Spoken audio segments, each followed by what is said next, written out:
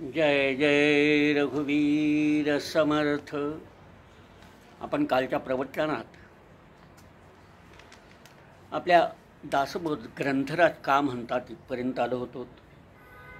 त्यानंतर दासबोधाविषयी आपण पुढे बोलूयाच. केल्याने होता आहे रे आधी केलेच पाहिजे असं सांगणारे श्री रामदास स्वतः अगोदर 1200 सूर्यनमस्कार घालायचे आणि मग इतरांना ते सांगायचे की तुम्ही सुदृढ होण्याकरता बलोपासनेकरता सूर्यनमस्कार घाला, जोर बैठका करा. स्वतः त्यांनी अगोदर चाफळजवळ 11 मारुतींची स्थापना केली आणि त्यानुसार इतर ठिकाणी प्रत्येक ठिकाणी सांगितलं आहे की तुम्ही बलोपासनेकरता मारुतीरायांची स्थापना करा. त्यामुळे आज भारतभर प्रत्येक गावात वाडीत महारुद्राची म्हणजे आपल्या मारुतीरायांची मंदिरं आहेत आणि याकरता त्यांनी लोकांना प्रवृत्त केलेलं आहे. काळाची पावलं ओळखत किंबहुना काळाच्याही पुढे जात त्यांनी त्या काळात अजिबात न जाणवणारी समस्या, जे काही इतर समस्याही होत्या त्यांचा अंदाज बांधत त्यावर भाष्य केलेलं आहे. आता आपण मागच्या एका श्लोकात पाहिले की आपण यथेच्छ जेवणे उरले ते अन्न वाटणे परंतु वाया दवडणे हा धर्म नोहे. आपण अगदी पोटभर जेवावं, पण जे काही उरलं आहे, जे अन्न उरलं आहे ते आपण वाटत चालावं. जे भुकेले आहेत, प्राणीमात्र होऊ मनुष्यमात्र होऊ, त्यांना आपण हे वाटायचं आणि ते उगीचच वाया घालवणं हा निश्चितच धर्म नाही, तो अधर्म होईल. हे 400 वर्षापूर्वी त्यांनी सांगितलं आहे आणि आज आपण प्रत्येक मंगल कार्यालयात किंवा लग्न मुंजीच्या कार्यात आपण प्रत्येक ठिकाणी बघतोय की अन्न वाचवा, उष्टे टाकू नका, पोटभर जेवा, पण लागेल तेवढंच घ्या, अशा अगदी पाठ्या बॅनर्स लावलेले लोक आपण बघत असतो. तर या अन्न वाचवा या मोहिमेची मुहूर्तमेढ त्यांनी 400 वर्षापूर्वी रोवलेली होती. त्यांचा खरा दृष्टेपणा तर पुढील श्लोकातून दिसेल. आपल्या समाजाविषयीची तळमळ त्यांनी स्पष्टपणे आपल्या पुढील श्लोकात मांडलेली आहे.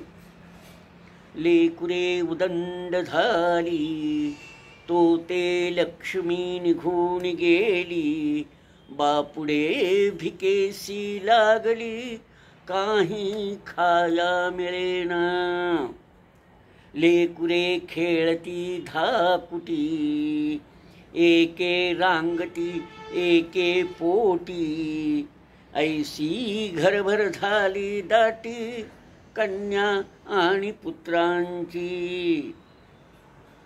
लेकरं जास्त झाले तर तुमच्या घरातली लक्ष्मी निघून जाईल, कारण आजकाल आपल्या एकच कमावणारा असतो घरात आणि खाणारी तोंडे अनेक असतात. साहजिकच आपण जे कमावतो ते पुरणार नाही, तुमची लक्ष्मी निघून जाईल आणि मग आपल्याला भिकेस लागावं लागल. त्यामुळे तुम्ही कमीत कमी लेकरे जन्माला घालावीत असं त्यांचं त्यावेळेसचं त्यांचं म्हणणं. त्यावेळेस बिलकुल नसलेली ही समस्या, लोकसंख्या वाढीची समस्या काही वर्षानं येणार हे त्यांनी गृहीत धरून या श्लोकांची रचना केलेली आहे. आणि हे सांगून त्यांनी परखडपणे लोकशिक्षण, लोकजागृती, लोकप्रबोधन केलेलं आहे. श्री रामदास स्वामींनी पुढं एका ठिकाणी म्हटलेलं आहे की जे जे आपणाशी ठावे ते इतरांशी शिकवावे शहाणे करून सोडावे सकळ जन. अहो आपणास ज्ञात असलेल्या सर्व गोष्टी, आपणास ज्ञात असलेल्या कला, कसं, या सर्व गोष्टी आपण इतरांना सांगायला हव्यात. त्यामुळे काय होईल की एकापासून दुसऱ्याकडे, दुसऱ्याकडून तिसऱ्याकडे हे ज्ञान अविरत चालू राहील. हे ज्ञान प्रवाहित असायला हवं असं त्यांचं म्हणणं आहे. एक आमच्या काळात पूर्वी संत ज्ञानेश्वरावर एक चित्रपट आला होता. त्यात एक गाणं होतं, ज्योत से ज्योत लगाते चलो, प्रेम की गंगा बहाते चलो, प्रेम की गंगा बहाते चलो. म्हणजेच ज्योतीला ज्योत लावल्यानं सगळीकडे उजेड पडेल. त्याचप्रमाणे आपलं ज्ञान प्रवाही असल्यामुळे याच्याकडून दुसऱ्याकडं, दुसऱ्याकडून हे सतत आपल्या पुढच्या पिढीला भेटत राहील. त्यामुळं ज्ञानाचं हे वाटप करणं खूप आवश्यक आहे. प्रापंचिक माणसाला मात्र ते समजावतात की आधी प्रपंच करावा नेटका, मग घ्यावे परमार्थ विवेका, येथे आळस करू नका विवेकी हो. प्रपंच सांडून परमार्थ कराल, तेने तुम्ही कष्टी व्हाल. प्रपंच परमार्थ दोन्ही चालवाल, तरी तुम्ही विवेकी. प्रापंचिक माणसाला ते सांगतायत, तुम्ही या भवसागरात पडलाच आहे, तर आधी तुम्ही तुमचा प्रपंच नीट करा. तुमचे विहित कार्य प्रपंचात जे आहेत ती करत चला, आणि मग जेव्हा वेळ भेटेल तेव्हा तुम्ही परमार्थ करा. त्यामुळं इथं प्रपंच करण्यात, आपल्या कुटुंबाकडे लक्ष देण्यात आळस करू नका, तेव्हाच तुम्ही विवेकी व्हाल. आणि प्रपंच सोडून जर तुम्ही परमार्थ कराल तर मात्र तुम्ही कष्टी व्हाल. त्यामुळं प्रपंच आणि परमार्थ हे हात घालून चालायला हवे असं त्यांचं म्हणणं होतं. त्यामुळे त्यांनी या प्रकारे लिहिलेलं आहे. आणि प्रपंचावर त्यांनी पूर्ण समास एक दिलेला आहे. मनाला उपदेश करणारे हे एकुलते एक संत. या मनाच्या श्लोकांची निर्मिती, त्याला एक कारण घडलेलं आहे. चाफळजवळच एक अंगलापूर नावाचं गाव होतं. बहुतेक आता त्याचं अपभ्रंशित नाव अंतापूर वगैरे आहे. तर त्या अंगलापुरात एक मोठं तळं, सरोवर होतं. आणि एक वेळ समर्थ त्याच सरोवरात पोहत असताना त्यांना एक साक्षात्कार झालेला आहे. त्यांच्या मनाला कुठली तरी संवेदना अशी आली आहे की आपण त्यांना तळाकडे ती संवेदना ओढते आहे.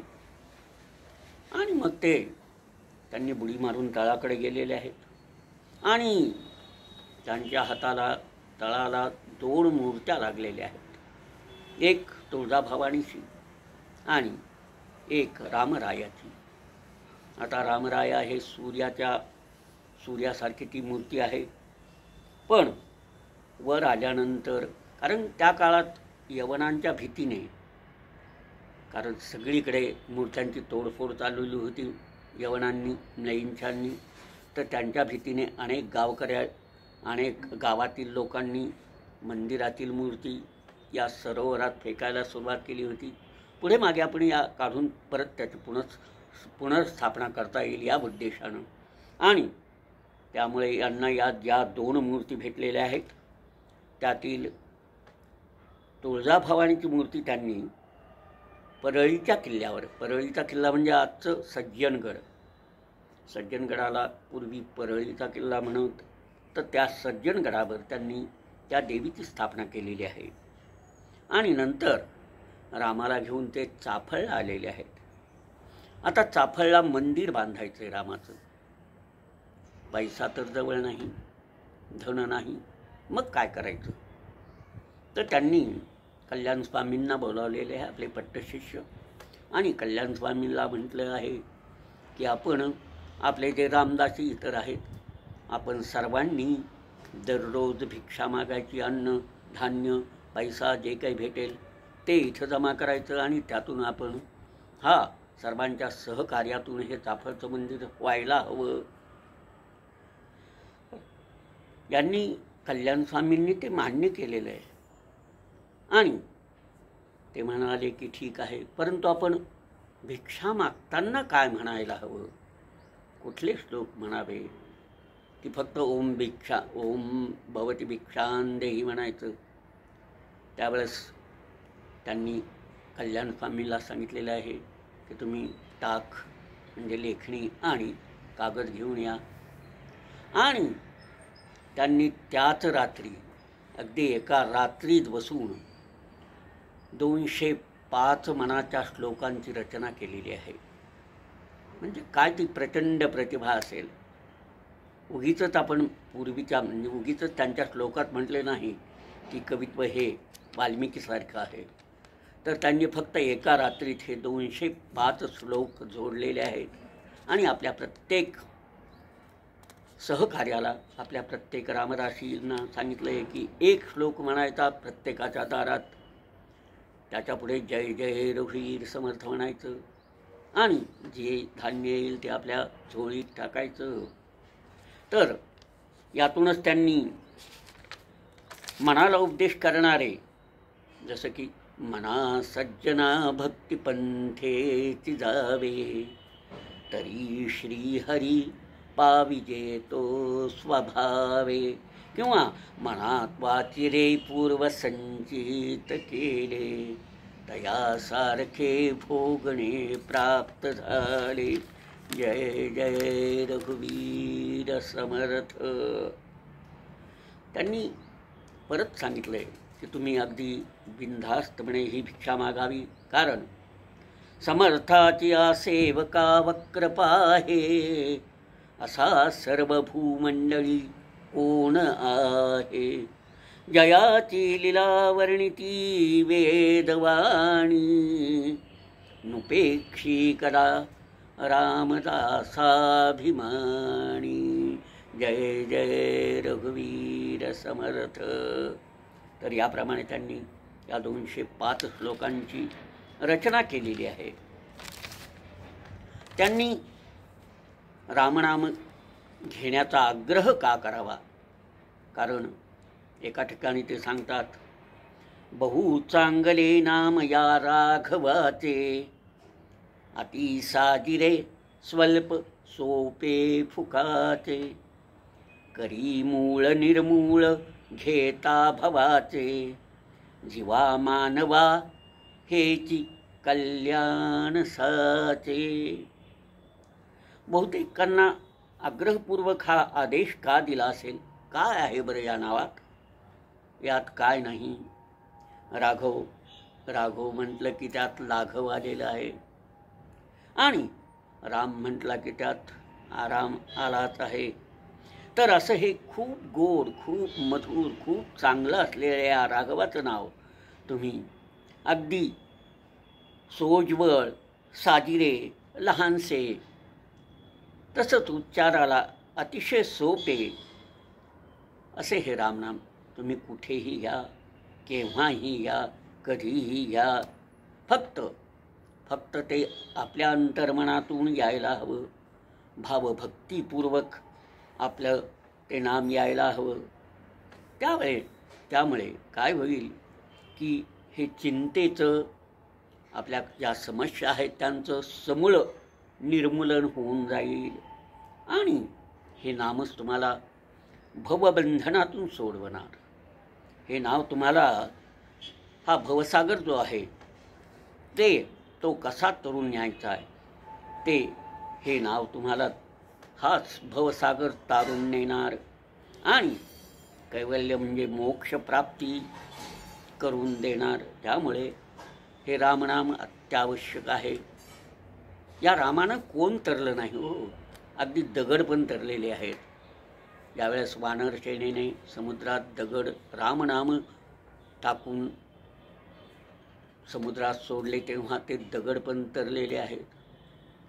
प्रत्यक्ष देवाधिदेव महादेव जे रामनाम सतत घेत आहेत, जप करतायत, त्या रामनामाला आपण सोडू नये. एका ठिकाणी ते म्हणतात की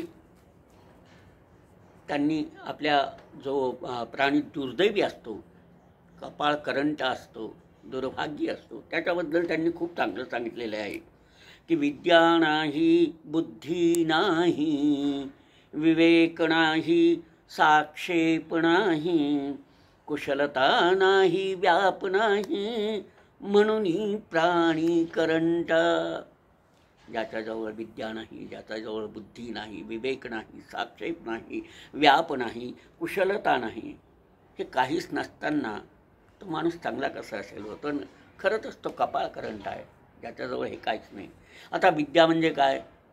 तर विद्या म्हणजे जी आपण इतराकडून शिकतो, अगदी जन्मल्यापासून. समजा आपण आईवडिलाकडून, त्यानंतर शिक्षकाकडून, त्यानंतर ग्रंथांकडून, पुस्तकाकडून, त्यानंतर इतराकडून, आजूबाजूवाल्याकडून, शेजाऱ्याकडून जे आपण शिकतो त्याला विद्या असं म्हणतात. बुद्धी ही मात्र उपजतच असते, मेधा. ही बुद्धी आपण स्वतः वृद्धिंगत करू शकतो, तिला बुद्धी म्हणतात.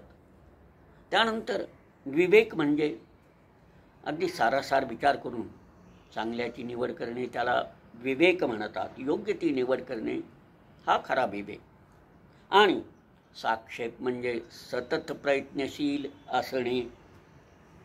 प्रयत्नांती परमेश्वर, किंवा प्रयत्ने वाळूचे कण रगडिता तेल ही गळे, या मराठीतल्या म्हणी. म्हणजेच हा साक्षेप. कुशलता म्हणजे त्या कामातील आपलं कसब, आणि व्यावसायिक आणि व्यावहारिक कसब आणि वार्ता व्याप हे ज्याच्याकडं नाही तो प्राणी खरोखरच करंटा म्हणावा. त्यानंतर त्यांनी एका समासात मूर्ख लक्षण पण सांगितलेलं आहे. परंतु आपल्याला आता घड्याळ काही आपल्याला पुढं बोलू देणार नाही असं वाटतंय. त्यामुळे अगदी पुढच्या 2-3 मिनिटात मी माझं हे प्रवचन संपवतो आहे. त्यांनी प्रत्येक 12 कोसावर झरे शोधले. आजही आपण कोकणात गेल्यानंतर हे रामदासी झरे आपल्याला दिसतील.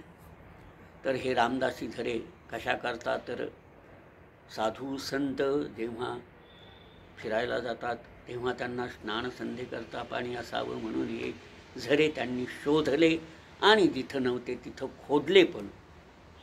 त्यानंतर त्या काळात लढाया भरपूर व्हायच्या. अगदी सैन्य, घोडे यांना पिण्याकरता पाणी उपलब्ध करून द्यावं या उद्देशाने हे झरे त्यांनी शोधलेले आहेत आणि खोदलेले आहेत. तर या प्रकारे त्यांनी रामदासी झऱ्यांचा पण शोध लावलेला आहे. त्यांनी जवळपास 1200 व्यायामशाळा त्या काळात स्थापन केलेल्या आहेत. प्रत्येक मठाजवळ त्यांची व्यायामशाळा असायची. त्यात सूर्यनमस्कार, त्यानंतर जोर, बैठका, डाव, प्रतिडाव हे सगळं काही शिकवल्या जायचं. संभाजीराजांना त्यांनी लिहिलेल्या एका पत्रात जेव्हा छत्रपती शिवाजी महाराजांचं निजग धामाला ते गेले, छत्रपती शिवाजी महाराजांचं तेव्हा निधन झालं, तेव्हा त्यांनी छत्रपती संभाजीराजांना जे सैरभैर झालेले होते त्याविषयी, शिवाजीराजाविषयी सांगितलेलं आहे की शिवरायांचे 8वावे रूप, शिवरायांचा 8वावा प्रताप, शिवरायांचा 8वावा साक्षेप भूमंडळी, शिवरायांचे कैसे बोलणे, शिवरायांचे कैसे चालणे, शिवरायांची सलगी देणे कैसी असे. हे राजे संभाजी, शिवरायांचं तुम्ही रूप आठवा, त्यांचा प्रताप आठवा, त्यांचा तो खटाटोप आठवा, जे की त्यांनी सतत आपण उद्योगराही राहून किल्ल्यामागून किल्ले जिंकलेले आहेत, तो साक्षेप त्यांचा आठवा. शिवराय कसे बोलत होते ते कसे चालत होते हे बघा. आणि त्यांनी जे मैत्र जोडलेले होते, जी सलगी त्यांनी आपल्या मित्रांशी केलेली होती, सलगी कशी द्यायचे ते बघा. त्यामुळं त्यांच्या त्या बाजीप्रभू देशपांडे, मुरारबाजी, नरवीर, तानाजी मालुसरे, शेलार मामा, हिरोजी फर्जंद असे आणि नेताजी पालकर असे अनेक मावळे त्यांनी तयार केले, जे त्यांच्या जीवाला जीव द्यायचे. हे कशामुळं? तर यांनी त्यांना प्रेम लावलं, सलगी केली त्या लोकांशी. त्यामुळं ती कशी करावी हे पण आपण लक्षात घ्यावं. शिवरायाविषयी ते पुढे म्हणतात की निश्चयाचा महामेरू, बहुत जनासी आधारू, अखंड स्थितीचा निर्धारू, श्रीमंत योगी. निश्चयाचा महामेरू, जो निश्चय केलाय तो तडीस नेणारे शिवराय. आणि बहुत जनासी आधारू, सगळ्या लोकांना ज्यांचा आधार वाटायचा ते शिवराय. अशा शिवराय हे म्हणजे राजे असूनही एक योगी होते, म्हणून ते श्रीमंत योगी, म्हणून तो जाणता राजा. तर त्या जाणता राजाला आपण जाणा असं सांगून, म्हणजे फक्त संभाजीराजांनाच नाही तर या महाराष्ट्राच्या मातीतील अगदी 18 पगड जातींच्या मनामनात राष्ट्रभक्तीचं बीज पेरणारे, राष्ट्रभक्तीचं स्फुल्लिंग चेतवणारे, या मातीवर प्रेम करायला लावणारे हे महान संत, हे महान समर्थ रामदास यांच्याबद्दल आपण जेवढं सांगू तेवढं कमीच आहे. परंतु आता हे अविरत चालणारं घड्याळ ते आपल्याला थांबायला सांगत आहे. तेव्हा समर्थांच्याच एका श्लोकाने आपण या प्रवचनाची सांगता करूया आणि माझ्या या बोबड्या बोलांना आपण विश्रांती देऊया. आपण सर्वांनी म्हणावं, सदा सर्वदा योग तुझा घडावा, तुझे कारणी देह माझा पडावा, उपेक्षू नको गुणवंता अनंता, रघुनायका मागणी हेची आता. जय जय रघुवीर समर्थ, समर्थ रामदास स्वामी की जय. छत्रपती शिवाजी महाराज.